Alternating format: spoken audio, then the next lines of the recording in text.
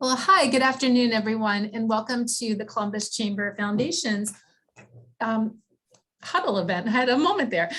This is just a very informal conversation as a follow-up to our experience series that many of you may have attended on March 16th at GBQ. And really, it's just an opportunity to bring back our subject matter experts from the panel just to engage more, again, in informal conversation. So I say that to encourage you all to use the chat box. If you have a question, or raise your hand if you have a question and you want to enter in the conversation. If you have something very specific or even just general thoughts that you'd like to put in front of the group or the panel. And if you would like to put your contact information in the chat box as well, if there are things that we need to circle back with you afterwards. So again, thank you. I'm Kelly Fuller, Vice President of Talent and Workforce Development here at the Chamber Foundation. And we're just thrilled that you guys are all here. I'm gonna kick it back to the panel really quickly, just to reorient it as a group. If you would I'll go Tiffany, Angie, then John. If you just start, tell us who you are and what your company or organization does and what your role is there. Thanks, Kelly. Hi, everybody. My name is Tiffany Marr, and my company is Wimbler. We're a financial technology company for the workforce. And right now we're expanding into education, so I'm really excited. Thank you. Hi, everyone. My name is Angie Dye, and I'm the Senior Director of Technology at Mid-Ohio Food Collective.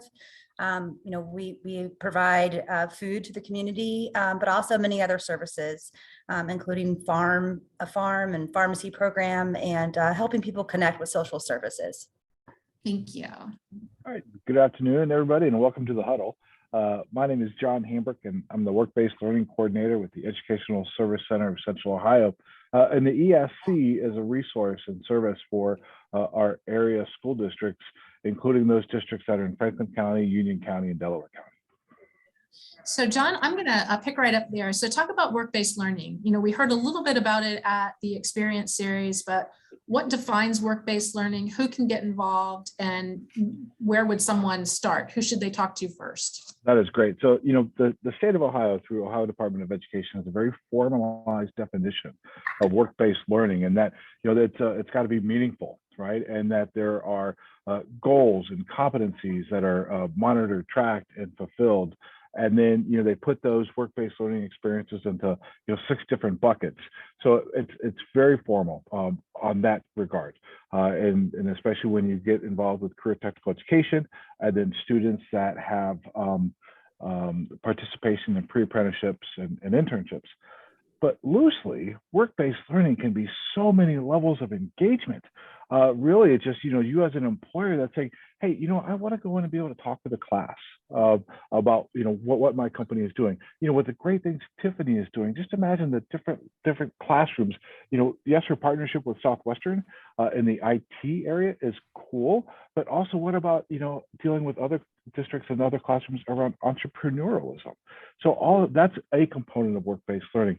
Those of you that are human resource professionals or talent acquisition or hiring managers, hey, maybe I'll do a mock interview with students, right? To kind of do a panel with them to help them get acclimated to those workforce readiness skills that so many of us have kind of honed, right? As an art and a part of our, path to be able to get where we are today. We've developed that skill set, but our emerging workforce, gosh, they're green, right? They need that experience, and that's a work-based learning experience.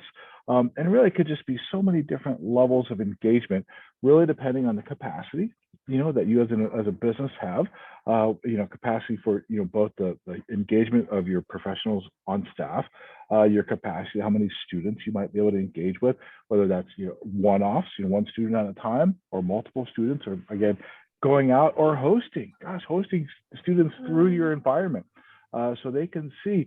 Some of you have a business that maybe it's very new, right? And their parents and their grandparents, that business wasn't around then. And so this could be very exploratory for our middle grade students and our high school students. Be like, this is something on the cutting edge that I didn't know existed. And so many students, it's a phrase we hear from time to time that, they just don't know what they don't know. And so this work-based learning dynamic of engagement is really a great way to broaden the awareness helps them both on their educational path and certainly could influence their workforce path. Yeah, for sure. And thank you for that, John. And I want to drill down a little bit on that with you, Angie, around, some of the things that you as an employer did, because we'll remind everyone that you hosted 2 interns, high school interns, last year. And how did you get your workplace ready? And how did you get your workforce ready, those who are already on site, to prepare them and to prepare the space for young people? Yeah, we had a little bit of time, a couple of weeks to plan for the interns coming, and this was our first time having an internship with our team, so it was all new. We were kind of starting from scratch, and so I just try to identify areas that we could use some help, that maybe had low onboarding, ramp up time, but also not making it all grunt work. I wanted them to be able to learn and do some cool things and not just do data entry or little tasks here and there. And so, I just try to identify areas that needed that. And we were trying to get a hold of our inventory within the organization. And so we implemented a new application to house our inventory and do some automation for processes when people on board and things like that. And so it was perfect timing when the interns came, and that was one of the projects that they got to do. So they kind of got to be involved in the start of that and set it up, and they were more than capable, and anytime they had questions, they'd come ask, but really they didn't have that many questions. And I was really impressed about how well they can just take things and go with it. And so once that happened, I just kept giving them more and more, and they started coming to me, hey, I'm ready for more. I'm like, all right, here, why don't you try this? So yeah, it was just a great experience. And my team, they're all busy. Like we're so busy, doing everything, our daily activities. And so it was kind of a little bit of, more things for my team to do. Like we'd have different shadowing and things, but I think once we got into the swing of things, it really was a good experience for them as well. And they learned from the interns too. I think that's a really critical part, right? Is kind of that exchange of information that's not just coming from the business to the intern, but the intern to the business. And I know, Tiffany, you've experienced that in the work that you're doing at Southwest City Schools. Can you bring us up to speed on how that's going and what your takeaways have been? Yeah, absolutely. So as I mentioned before, Wimbler is a workforce financial technology solution. And since its inception, I knew that I wanted to go into education. I wanted to establish some sort of solution that students could utilize and not only learn financial literacy, but be able to be financially fluent. And so what better way, especially in these times, than to create something that's really interactive, because we know gaming, technology, I mean, it's when kids are born nowadays, I mean, it's their blanket wrapped around them and an iPad in their hands almost. I mean, so they are ready for technology really at birth, in my opinion. So what better way to create this gaming solution that these kids can interact with and it teach them something. And so we connected through the chamber with Southwestern City Schools, and we worked and are working with their mobile applications class to build out this gaming simulation. So they have the knowledge around what to do, they have the education. And so I'm there to help guide them along the way of what this solution and what this this game in the hands of a student is going to look like. So it's super exciting. I mean, it's probably the best part of my job every day right now. It's exciting to see even their growth within these last several weeks. So going from a class that was, on their phone while we had a Zoom meeting to now, they're all presenting their information that they've researched over the last week or so. They're showing me the code that they've inserted. They're showing me what that code will look like to the end user. And so it's so much fun for me, to be honest. It doesn't even feel like work.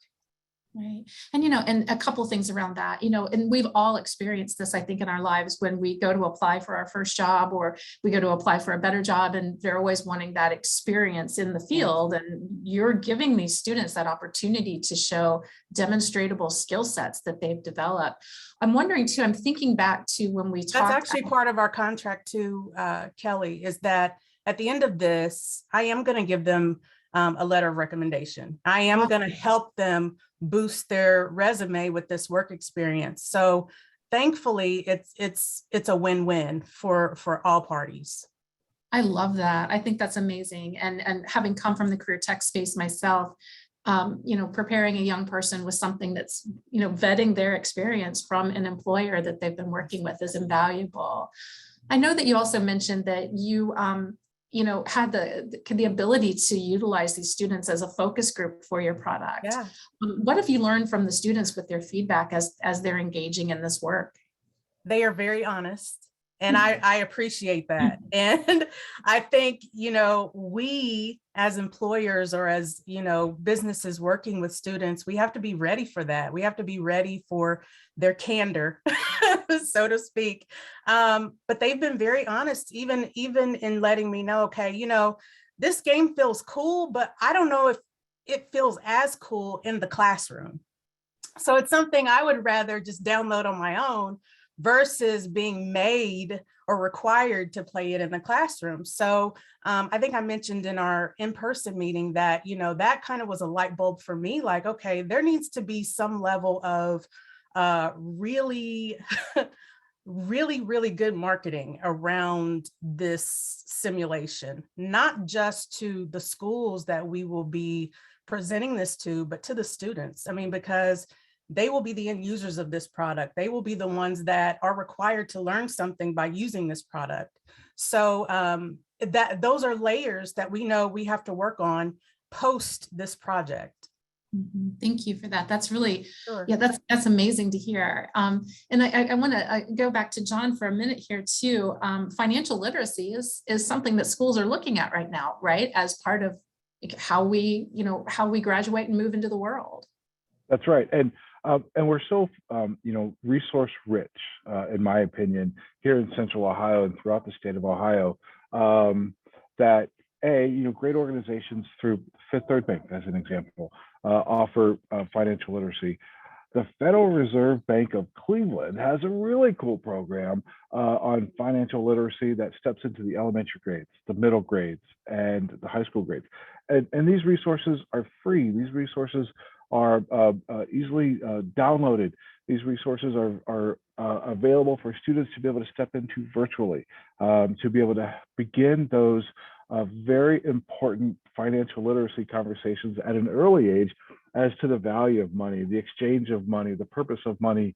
And it's, it's incredible that these organizations have devoted, some serious resources and human capital to ensure that the messaging around financial literacy is available to our students that will then translate throughout the rest of their, participation in life, both as a student, as a consumer, and as someone in the workforce, to be able to say, hey, I learned this back through Maximillionaire class when I was in middle grades. I got to make sure I check this. So so financial literacy is huge.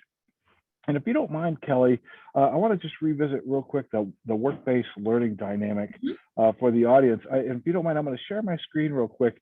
And for those of you here, please feel free to screenshot this.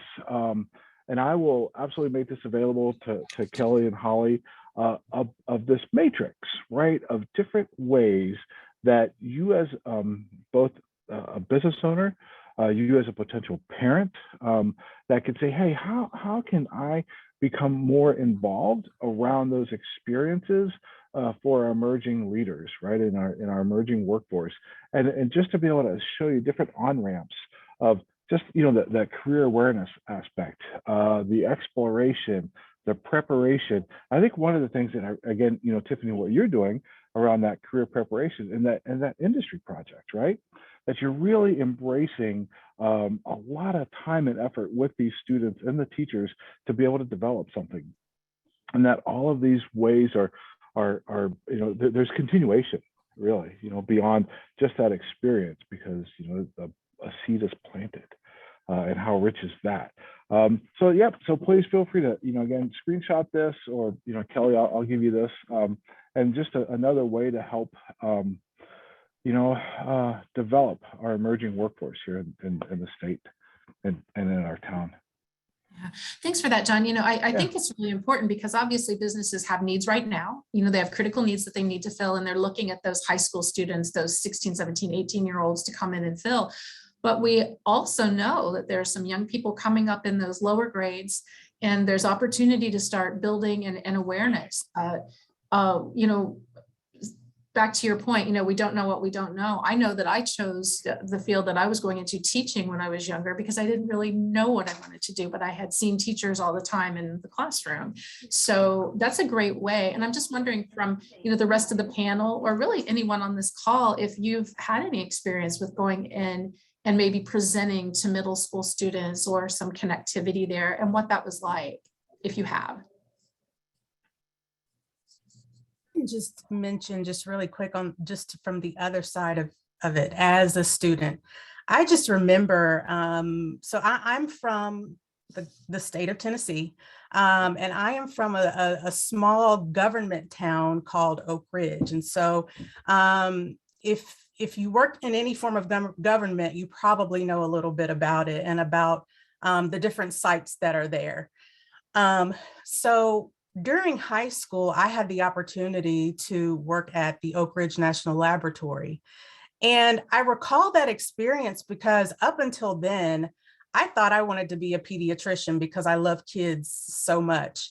And it's funny that I'm now working with kids just in a different capacity, but it was an opportunity that actually let me know that was not what I wanted to do.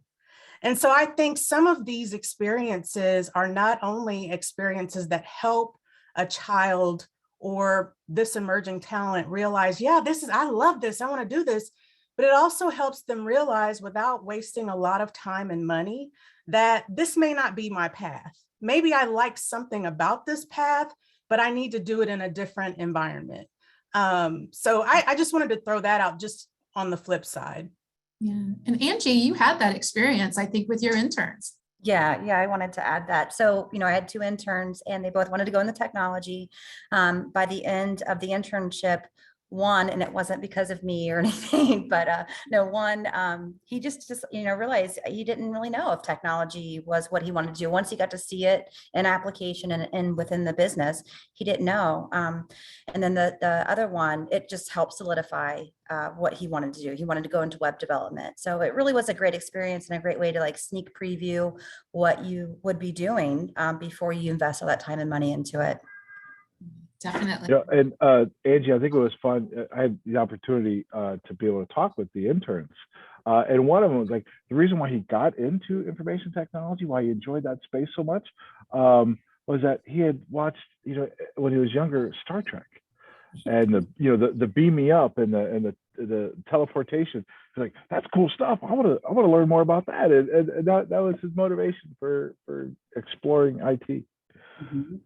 So John, you have the great privilege of those getting feedback from those teachers and those students. So with the teachers and students that you've connected with, who have been in some type of a work-based learning or project-based learning, what do they tell you? What do they value the most about the business relationship? Oh, really? I mean, it can't be underscored, the value of just participation. For you realizing, hey, I'm investing time and resources with the school and with these students, is super appreciative of that. And then again, depending on the industry that you're in, it's that exploration and demonstration of competencies that the student may not have had the opportunity to do before. And so partnering with that business, wow, I get to see this. I mean, I don't know about you, but when you were in school, how many of you said, maybe during math, I'm never going to use this in my life. Why would I need to learn this, right? but they're actually learning some things and then be able to actualize that at your workplace. They're seeing somebody who's doing it, developing, enhancing it, improving it. And that connectivity is just priceless. And so we see that feedback on a continuous basis, and that, you know, students are like, okay, so what else now can I learn? And Tiffany, I love your comment. You are so right. Students, when given the chance to express their voice, will tell you exactly what they think, and the value that they bring to that conversation is huge, because we have our lens, right? You know, I graduated high school in the 80s, so that's my lens, right? And so they have a completely different lens today. And so how important that is to incorporate that student feedback will, I think, only make our emerging businesses, our existing businesses, just do even better as they look to our emerging workforce. And I saw someone in the chat say they started a pre-apprenticeship with Dublin City Schools. That is awesome. I'm so glad to hear that. Christy Denny and the team at Dublin they're fantastic. And I think that, you know, that you being a part of that, Kathy, is great. And I can't thank you enough for being a part of that. I'm pretty confident to say that the ESC was probably a participant with helping craft that pre-apprenticeship, and to make sure that, you know, all the I's are dotted, T's are crossed, to be as successful as possible for both the student experience and for you as the employer experience. So John, if a business does want to get involved in a pre-apprenticeship, because as we know, that can lead then to continuation of that education in a apprenticeship and a full registered apprenticeship program. What does one do? You said the ESC was involved. You know, how does a business get started in that whole journey? Yeah, so you know, Kathy, your business, you know, so that is awesome. You know, it's probably that relationship with the school, and that is so key to the underlying theme, I think, of this conversation, is that you're hearing both from Angie and from Tiffany the practical experiences that they're having with school districts, and if not district-wide, with a particular school, right? Just to be able to just begin that conversation, and I think that's just priceless. And so if a business is like, hey, look, a pre-apprenticeship is a design, and so there has to be a couple of elements in place to make this a true pre-apprenticeship. And part of that is, you know, we know some of our skill traits. We see that on a regular basis around plumbing, HVAC, welding, carpentry, construction, but we're expanding those. And so the business is in culinary, as an example, childcare. We have developed those pre-apprenticeships, and we are in the midst of developing and broadening information technology around IT support, networking, the user experience, and the cool things that Angie's getting to do with Mid-Ohio Food Collective. And we're also broadening out into cybersecurity. That's going to be one that's going to develop through information technology and engineering. You know, again, we mentioned at the in-person thing, you know, and we all know about, you know, the big company coming to farmland near you, and you know they're going to need certain skill sets, right? And so we're working on and developing engineering around computer integrated manufacturing. So a lot of computer programming, CAD, computer aided design, to help develop a product that could be manufactured, and like a microchip or any particular part that might go into, you know, your favorite Honda that you're driving, you know, or any other of the car manufacturers in the region. So we're developing that. So if you're a business in that, awesome. But also, if I didn't list, you know, a line of work that you're in, just reach out to your district to say, hey, how can I develop, if not that pre-apprenticeship relationship, how can I develop that work-based learning experience? Because schools have students that are doing projects where they have to get those work-based experience hours, especially around their sophomore, junior, senior years.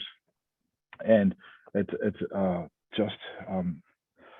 such a great resource that the Columbus Chamber has to help bring awareness to that. And if you don't have a high school or middle school student in your household, graduation requirements are shifting. And so students have to participate more with business and industry on their path to graduation. And so one of those is Ohio Means Jobs Readiness Seal, a pretty attainable graduation seal for students. And part of that includes a mentorship element. And that mentorship also is a professional mentorship. So not just that work-based learning experience, but also you sharing the experience bandwidth for people that are coming up. And that's another great opportunity, I think, for business and industry partners here in the region to engage with our students. Kelly, can I add just a qualitative comment? I would just say, don't think you have to go about this alone. There are so many people within the chamber, attached to the chamber, that are just an email or a phone call away, just to even just start the dialogue. John, not to put you out there, but I mean, you're definitely a resource. I mean, all of the freebies that come from you are priceless. I mean, even the chart that you just showed was amazing. So I would just say, just at the very basic level, just have a conversation with people, reach out and just let someone know that you have that level of interest. And I mean, this chamber community is so amazing. They will connect you to the right person or people. Yeah. Thank you for that. And that's really one of our roles, is really to make sure, especially in this workforce and talent space, that we are looking at all different resources, because the need is so great and it's going to continue to be so. And thank you to everyone who's putting into the chat about all the great work that you're doing. I love the ROCKS program. I think that's awesome. I did want to ask kind of a nuts and bolts question. So this is really anyone, but I know Tiffany and Angie, you guys were in this as employers, and like, what do students come with? I mean, I know Tiffany, you mentioned there's a contract and you don't have to get into the specifics of your personal contract, but I'm just wondering, like, what are the expectations when, from the business community? Like, what is the school and the student expecting the business to provide? So I know it'll be different with every partnership or every relationship, but it's something that you sit down and map out. And I will be honest, our conversations with Southwestern City School District representatives started last summer, and we just started the project this year. So about a 6-month window of conversations, honestly, so that both sides could set expectations, desires, things they wanted to see from the beginning, the middle, the end. And it really was just trying to map that out and go from conversation to paper, and then establish, okay, these are the milestones we're going to hit because of everything that we both expect. These are now the milestones we're going to hit along the way. And I mean, it's working for us, having those conversations, setting those expectations, understanding even to go a little further, just the personalities you're working with.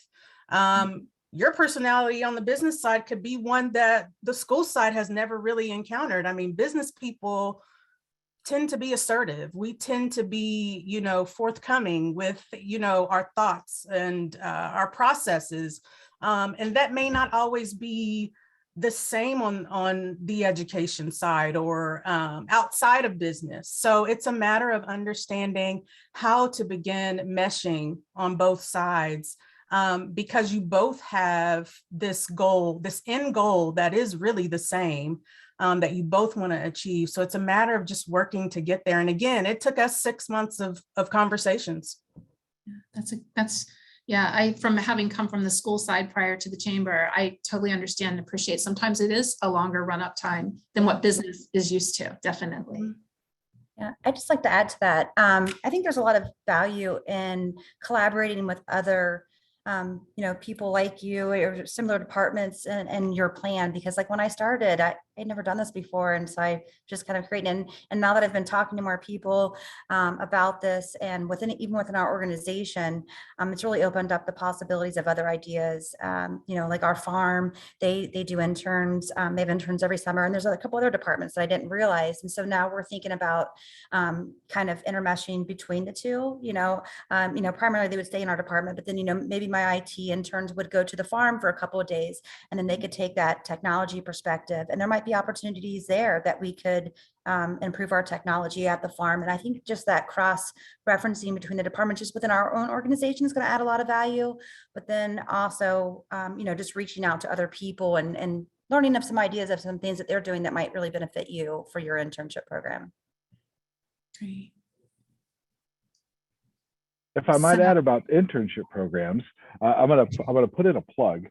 So the state of Ohio last year did a high school IT internship pilot program, and they have that going again. It's a go figure, a 2.0 this time around, and it is just a rich opportunity for businesses to embrace a high school IT intern over the summer with wage reimbursement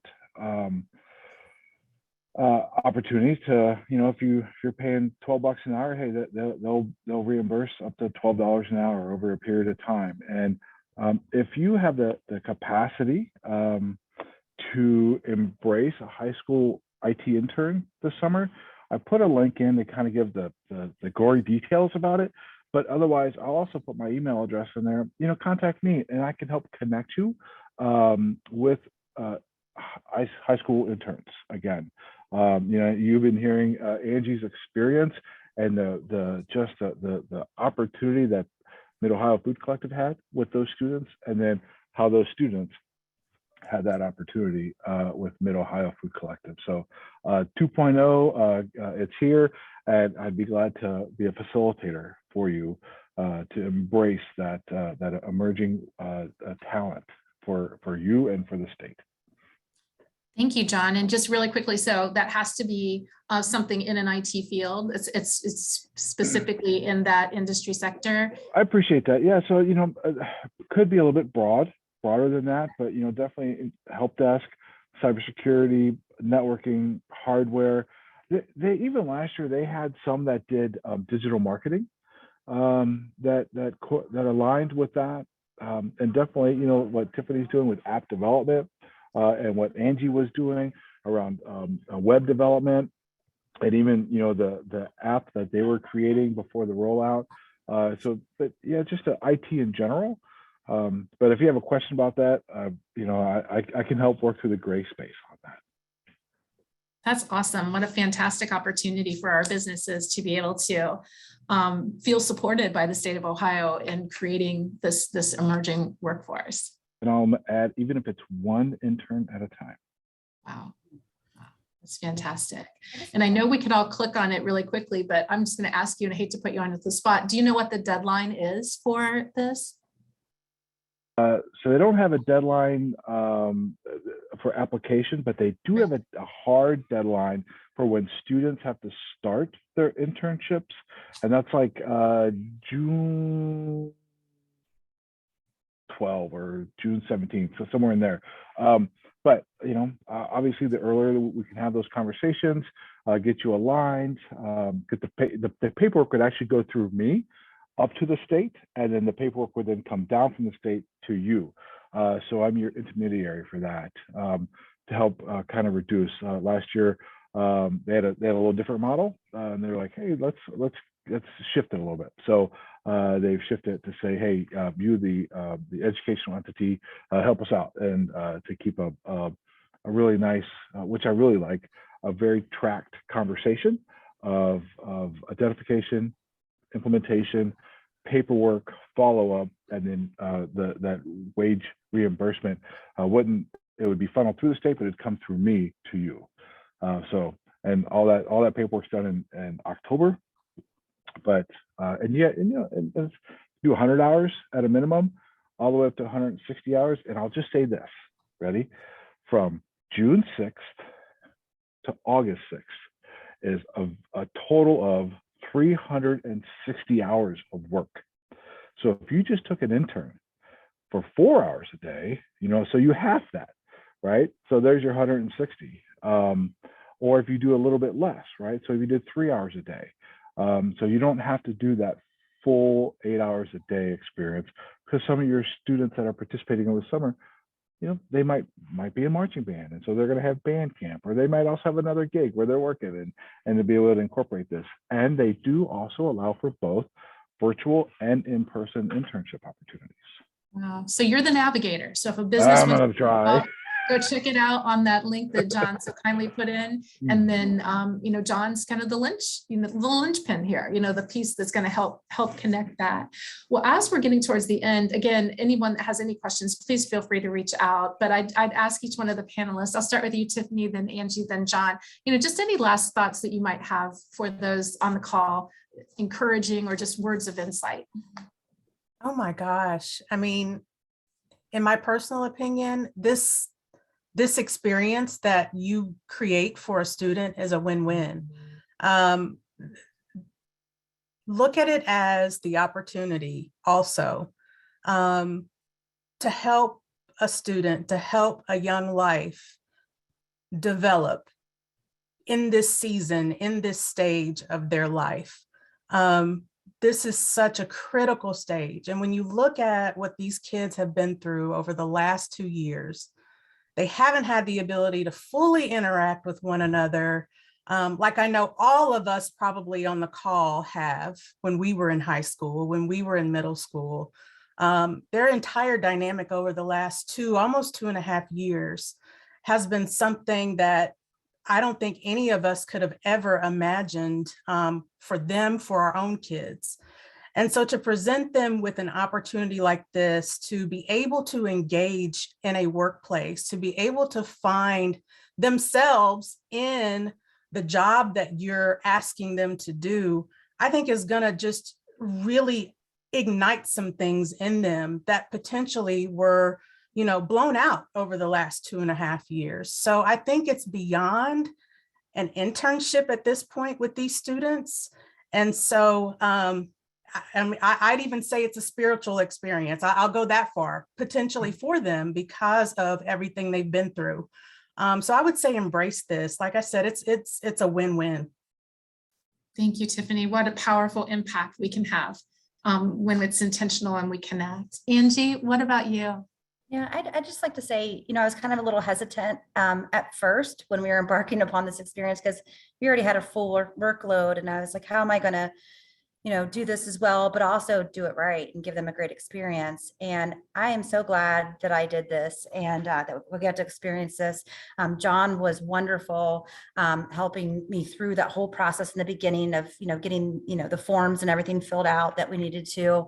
And if it wasn't for the grant, quite honestly, I'm not sure that we would have done that.